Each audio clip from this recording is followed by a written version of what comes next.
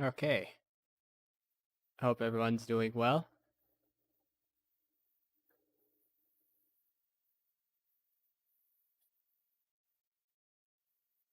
This is the new Tech Talks format. And unfortunately, Julie is not here.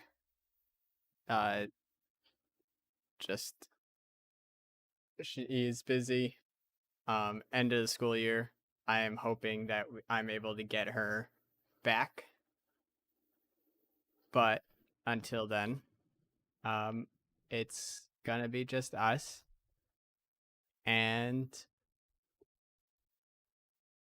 mostly it's gonna be less of a conversational, more just news topics as to what's going on. I have a list of things here that we'll be going over.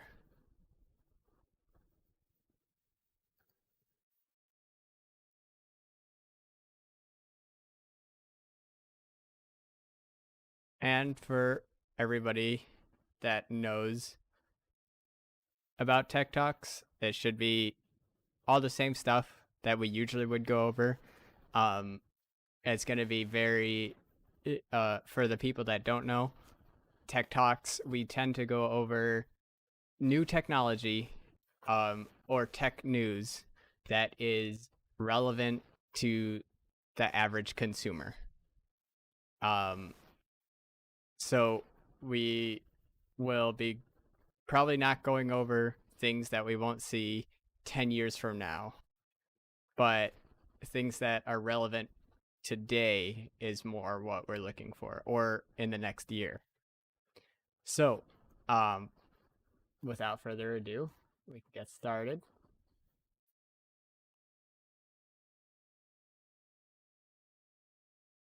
Hope everyone's doing well.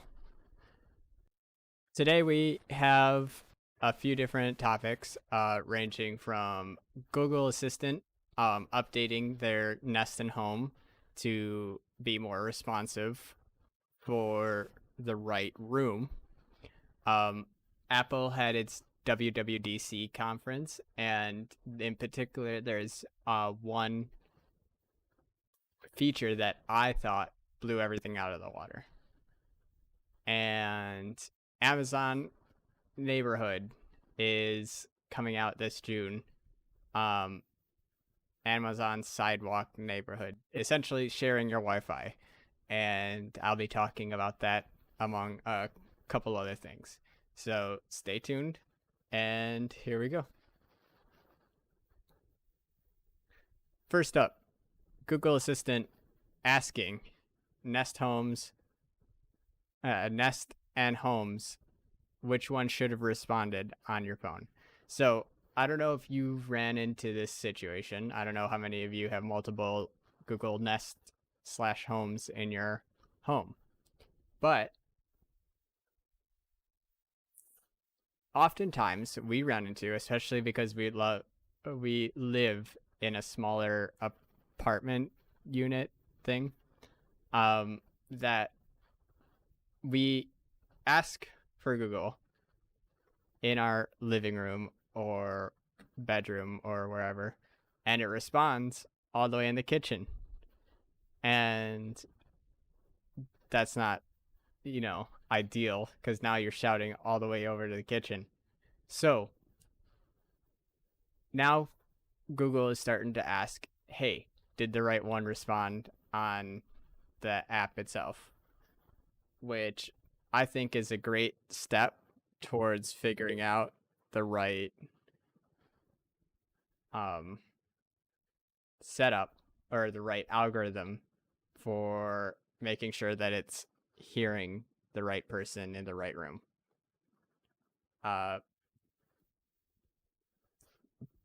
So Google 9to5 had a article about this, essentially going over what you'll see. You'll get a notification on your phone asking, did it respond in the right speaker? Or it actually asks you which device did you expect to respond? And then you can answer. I think that's a good step forward to figuring out what they need to do to make it so that the right one responds more consistently.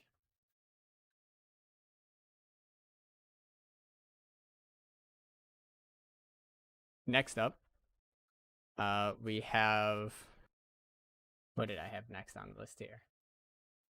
Oh, and June 24th, Microsoft is revealing its next generation of Windows. I actually just conversed with my cousin on this as to what they're anticipating for Windows. And we know that Windows X, OS X, or whatever it is, when Windows 10X, that's what it was, has been put to the wayside. It looks like it's been essentially canceled. That was Windows conversion to ARM-based processors.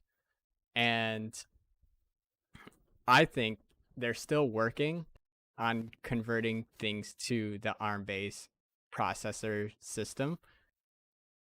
But they're going to roll it out with Windows as a whole. So this new Windows next generation is, my theory, gonna be showing off efficiency, being more efficient Windows, being able to utilize processors better and taking up less power, so that it will be ready to move on to ARM-based devices. Once ARM-based devices are able to become more powerful, and as Apple has already proven, that with the M1 chip, like those computers are running really well. So this is going to be a step forward for making a more efficient processor, less energy use, and faster response, more succinct between having laptops, phones, and computers use the same architecture. And I think at some point, this is also going to transition to servers, so that once the processing power of ARM gets to that point, they'll have servers being able to run on a way more efficient processor, taking up less power, which is lots of money. So that's what I'm expecting from the announcement for Microsoft, the new Windows, is less power consumption and better and you'll see that it's going to be designed more for syncing between phones and getting. They might not outright say that they're building for ARM, but you'll see a lot of these tangents that directly connect back to getting ready for ARM.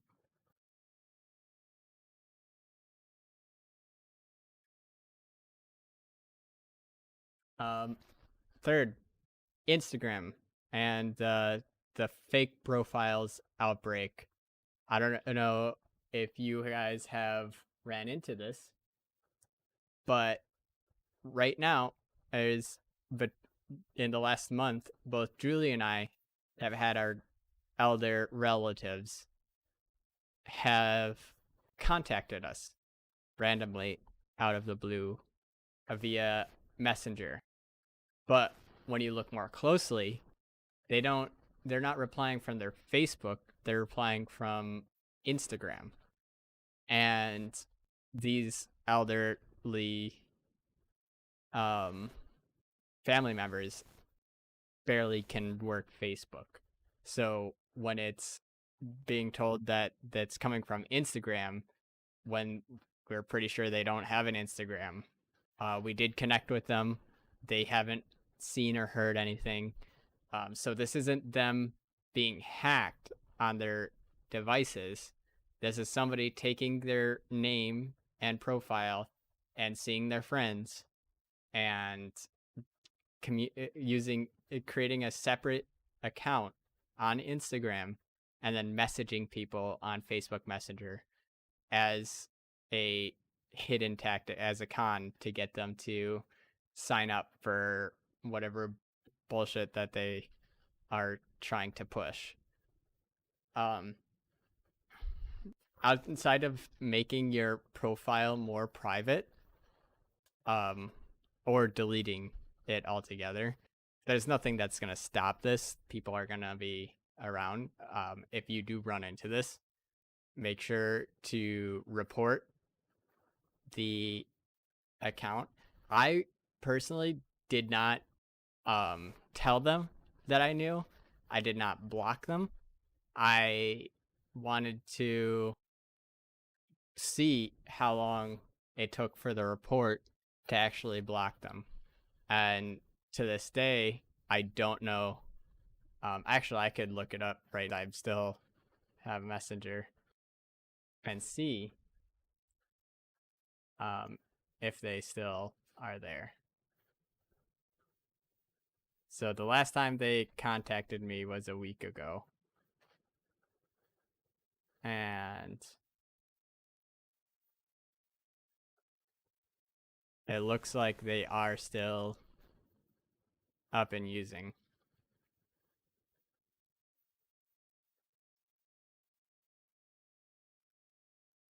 Up and running right now.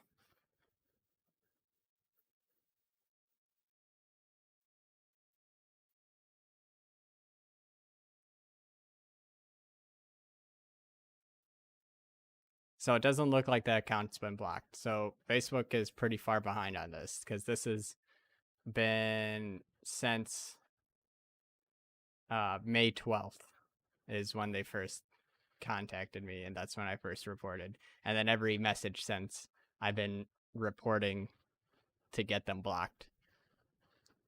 So if you run into this, if you run into people messaging you on Messenger, just be very vigilant because it looks like right now they're doing the rounds.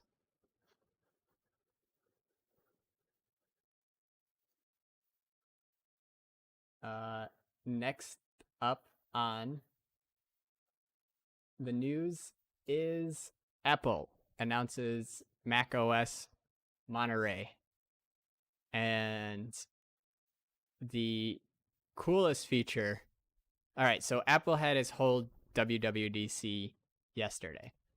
And it was Apple, right? Like it had a bunch of features, some of which we've already had on Android, some of which we haven't had on Android, or some of it is we had it, but not as cool as what Apple is doing. So we've seen a WWDC before. Recently, and for those who don't know, WWDC is Apple's announcement for their software mostly.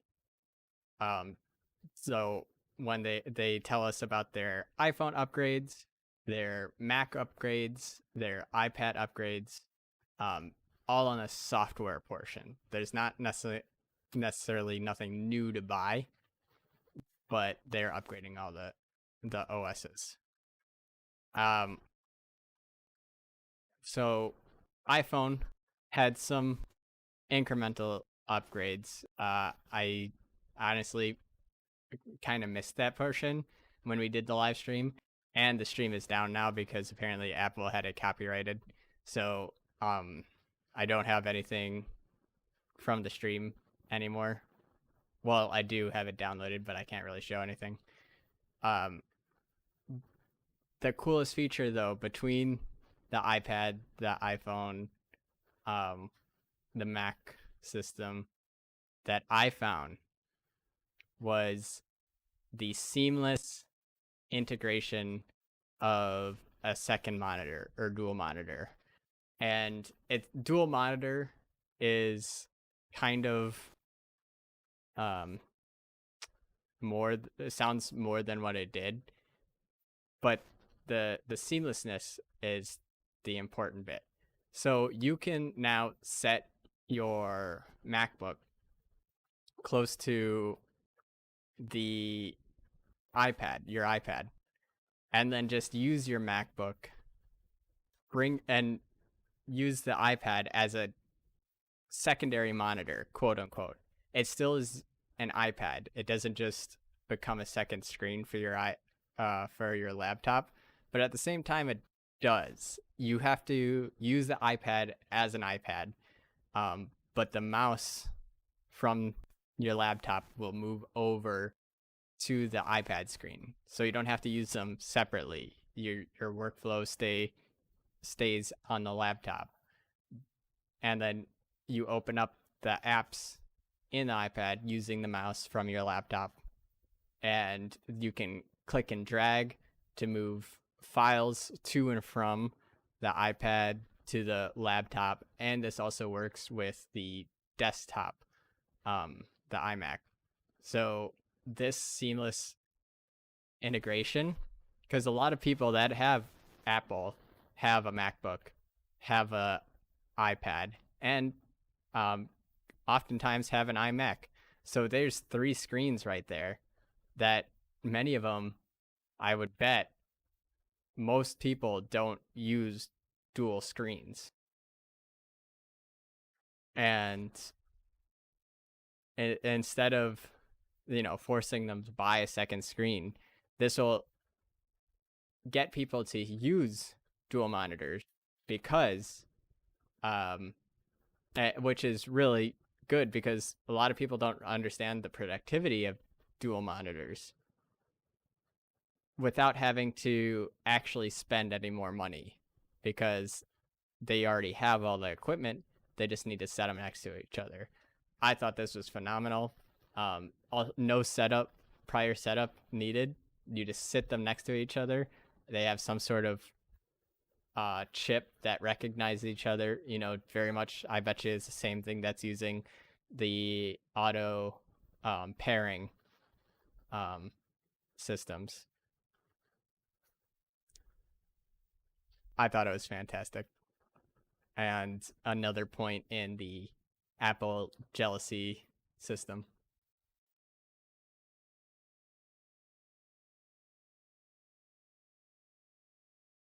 Um, Next up, keep going in.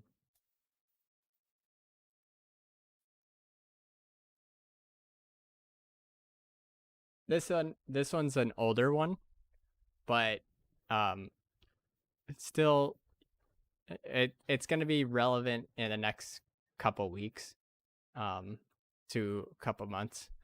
Is the Google Assistant works better on Fitbit than most Wear OS devices. So recently, Google has purchased Fitbit, and Google is looking to upgrade its smartwatch. The theory was that they were going to get rid of Wear OS because it's junk, nobody's using it, and the Fitbit is closest thing to a good Android smartwatch. It looks like they're not giving up on the Wear OS now. It seems like they partnered with Samsung. They're working to come up with something that I think they're going to use the Tizen OS as their default. If they're able to come up with half the features and with almost 90% of the ease of use of the Apple Watch through this, they could really come up with a good competitor. And it seems like they're going to be bringing in the Fitbit data metrics and technology so that if you get a Wear OS device, you can use it for Fitbit, and it doesn't have to be separated out for having a Fitbit or having a Wear OS device. Why does so this is from the logical conclusion that a few months ago, Google Assistant was brought onto Fitbit, and it worked better, right? Like Wear OS watches were too slow. Most of the time, the responses weren't even that great.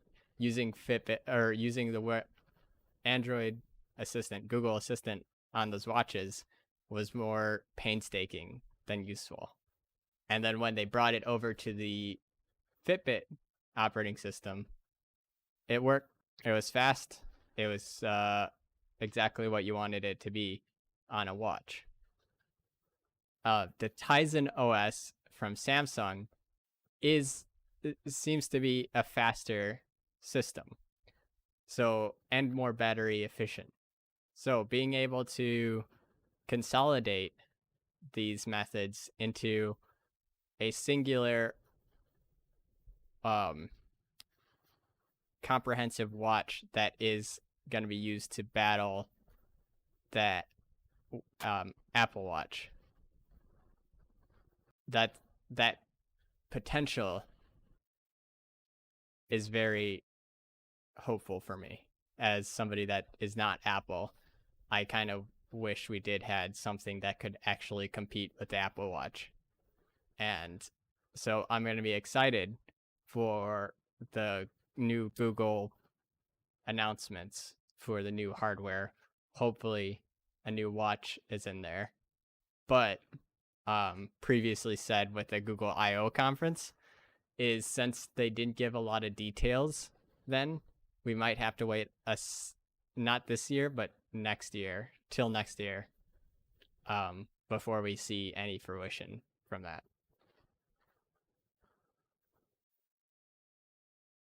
And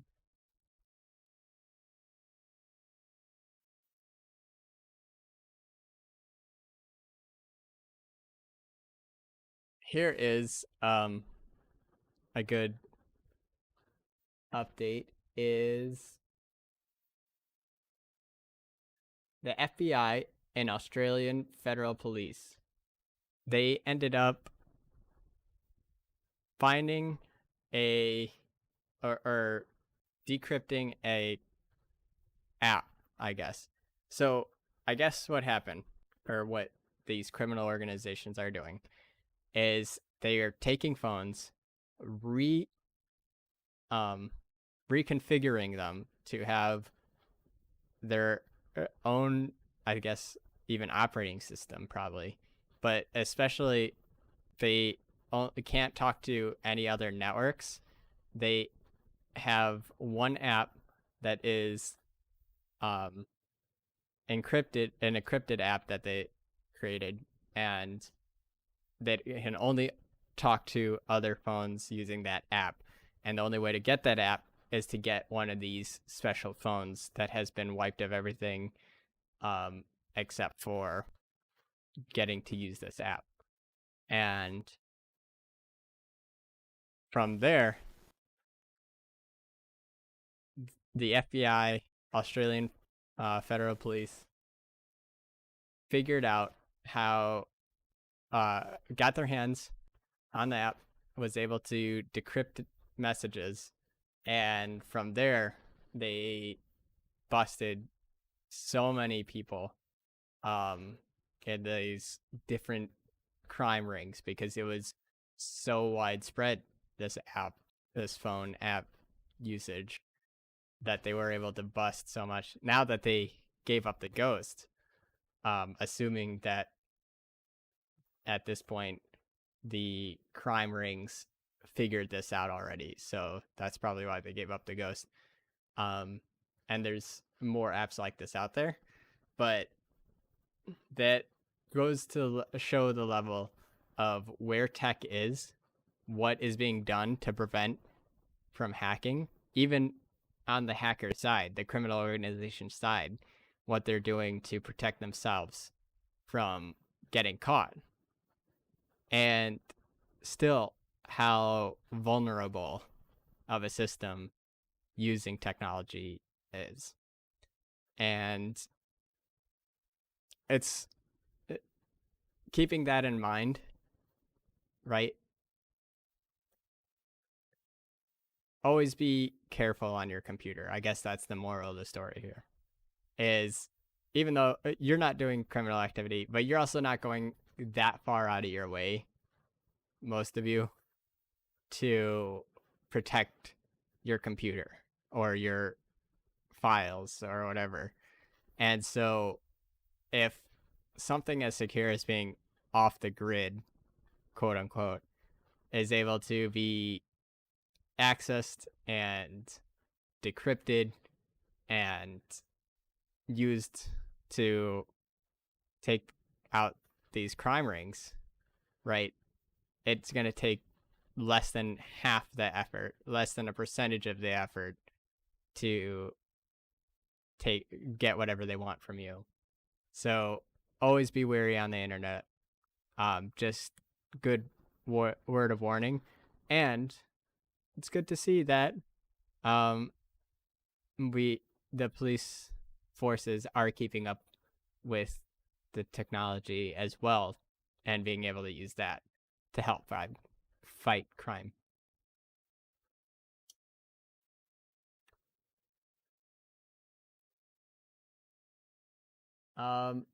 Last thing, Amazon Sidewalk neighborhood. This is Amazon going over and extending Wi-Fi services to beyond your household. And it's creating like a mesh network across the country so that no matter where you are, you always have Wi-Fi at the cost of everybody else's homes. And it's my biggest thing, right, is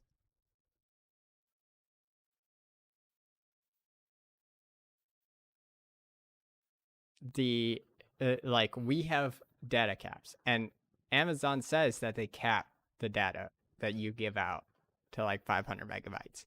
So it's not a lot, and you're not going to like hit your data cap, but it is very much, and I guess maybe this is the conservative in me, like a lot of my resources, not a lot, but my resources being sent out there when we have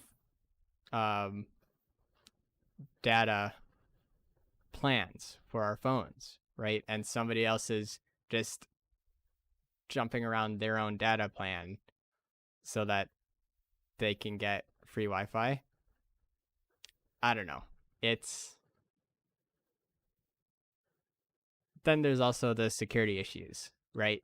You have another network. I assume, I haven't totally read into what they're doing, but I imagine they're creating a separate network outside of your home network and extending it out so that people can access it. And even then, though, it's creating another risk vector for your security.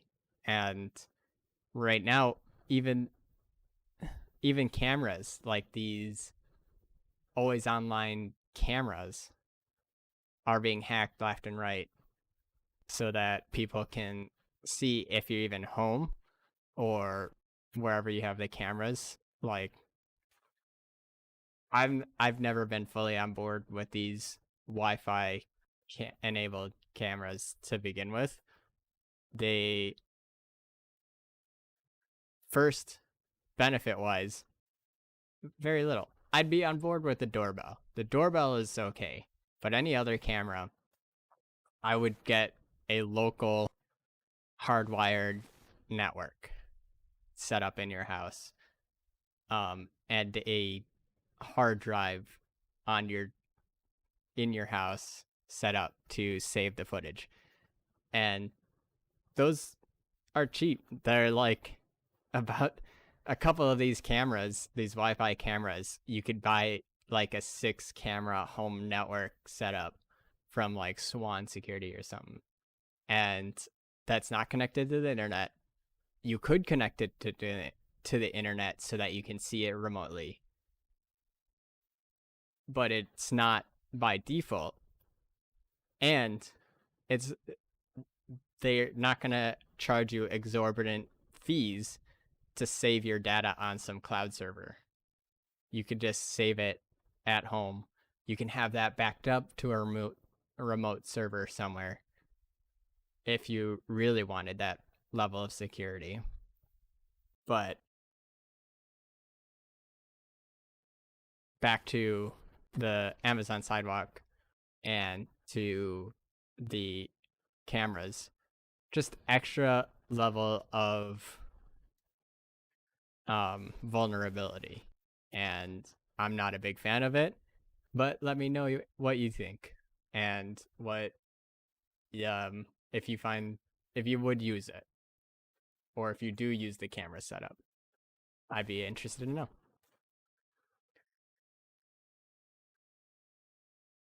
But that's all I had for today.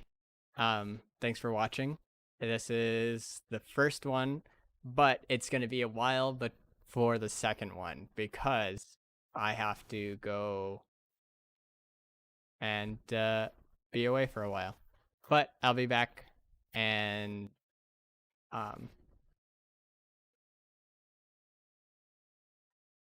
sorry. I lost my train of thought. Yeah. So it'll be a while before the next one, but when I get back, we're going to be doing this more regularly and getting that podcast up and running again. Thanks, everyone. Have a great one. I'll see you guys next time.